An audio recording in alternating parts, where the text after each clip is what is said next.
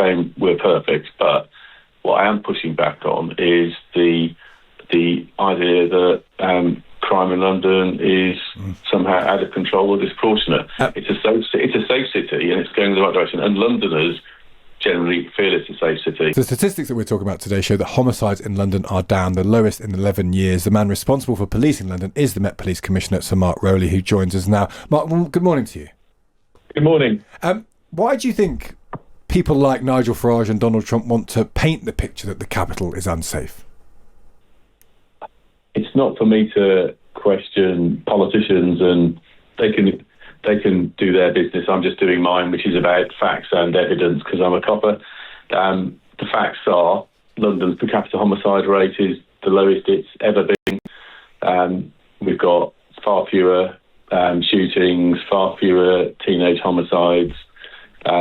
If you compare us across the world, we're sort of cities like, Milan, Paris, Toronto are half as much again they have in terms of homicides.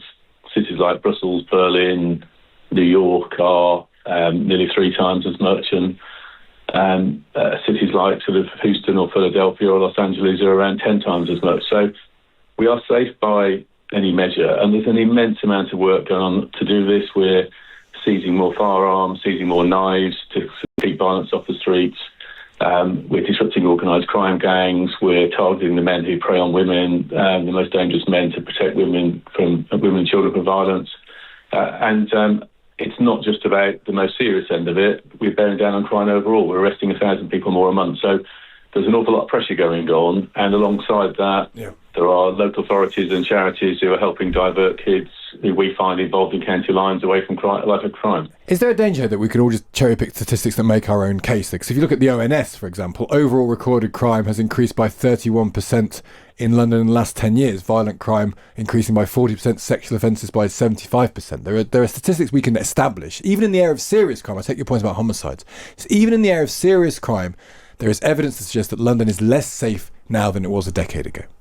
That's not true. So recorded crime practices, there's a whole range of issues about recorded crime. If you look at survey data, it points to trends in the opposite direction. So London is getting safer. And don't just judge it on what I say. Casualty departments are seeing far fewer people coming in with assault-based injuries. The footfall in the West End in December was up on last year. And I saw some recent YouGov survey data that said sort of well over 80% of Londoners feel safe in London. So this isn't just about my data. This is how people feel. These are the facts. The fact that so much public debate is now more on sort of rhetoric than it is on facts is not my responsibility. The facts are pretty clear. What about lower level crime? About 100,000 phones were stolen in 2024. That's more than 10 thefts an hour. How many people were charged with stealing a mobile phone in 2024 in London? We're charging increasing numbers. Those crimes are going to be down by about 15 or 20% this year. And as I say, the work in the West End has meant you've got a higher footfall because people feel safer there. But 100,000 nicked in 2024. How many people were charged with that offence in 2024? So I don't know every number possible, so I don't know. But I mean, the number I can see in front of me say 500 out of 100,000. 500 people were charged. That would suggest to me that people are stealing. That's definitely not accurate. So it's interesting. Why are you so allergic to a story about good news about London? The facts. I'm not at all allergic about it. The reason I'm asking these questions is as you said, you've articulated the case about homicide and other crimes very, very clearly. The argument for people, including our listeners, is that crimes like shoplifting, crimes like mobile phones being stolen are at their record high. That seems to be the case. They're higher last year than they were before. I've just said that's not true. So, but I don't think I disagree. So mobile phone theft will be down 15 to 20% this year because of the work we've done. And I say London. So, but what about last year? Was last year a high or was it not a high? Last year was a high. So that's my point. So people living in 2025 in the 2020s in London have experienced extremely high mobile phone theft. That's the only point I'm making.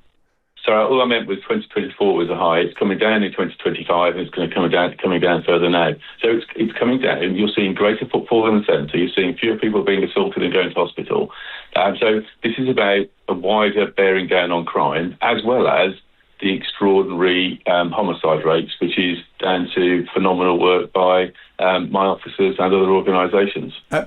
A really quote from one of our listeners to you. Living in London, I hate not being able to walk into a supermarket without doors being buzzed open, seeing the cashiers locked in cages, talking to neighbours repeatedly having their bikes stolen with no police action, builders losing their tools with utter disinterest from the police, drug deals happening with impunity. People's actual experience and who they talk to, how they feel, that seems to be a critical issue here, that you can point to these statistics and that's right enough. But you have to address the issue of people, how they feel about the city and how they feel about the police.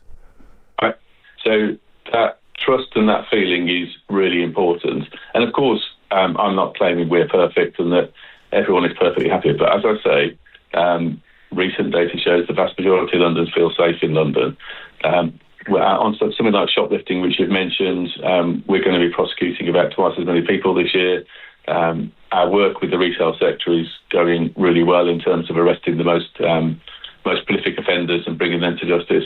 And we're having a positive effect on shoplifting. So we are making progress on these issues. I don't claim we're perfect, but what I am pushing back on is the idea that crime in London is somehow out of control or disproportionate. It's a safe city and it's going in the right direction. And Londoners generally feel it's a safe city. The YouGov survey says that it's people who don't live and work in London who don't feel London safe, which because of the rhetoric of sort of frankly of pundits like yourself, rather than looking at the evidence and what London. I'm not a pundit at all. I'm asking you quick. I mean, let me make the point. You just accused me of being a pundit. I'm not being a pundit here. I'm asking you a question. You're sounding very defensive about it. That's what's happening here. I'm not a pundit. I'm asking you questions about the statistics you want to talk about.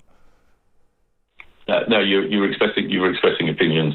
So my point is simply, people who live and work in London, the majority of them feel safe. I don't claim it's perfect. My second point was, it's not just about our data, it's things like the footfall in the West End in December, which shows increasing sense of fear of safety. That's people voting with their feet and coming into the centre of London. It's also things like NHS data, which shows that few people... I understand the point that you make, and you've made that clear. Just one other question before you go. This question of trust in police. Last week we learned about Met Police overriding vetting procedures in the name of diversity, with the effect that a child rapist was in a position of power. I know that took place some time ago. Today there are figures out that say there are 322 officers with criminal records. And I just want to know, why can't you have a rule that says if you have a criminal record, you can't be a police officer in the Met Police? So when I started as Commissioner 3 years ago, I was really clear that the attention on professional standards wasn't good enough. We've removed 1,500 people in 3 years, which is a record. Most of that stands on the good majority of officers who've been prepared to stand up and confront their colleagues.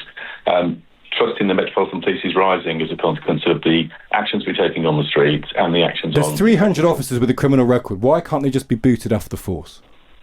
There are very few officers. The officers don't have serious criminal records.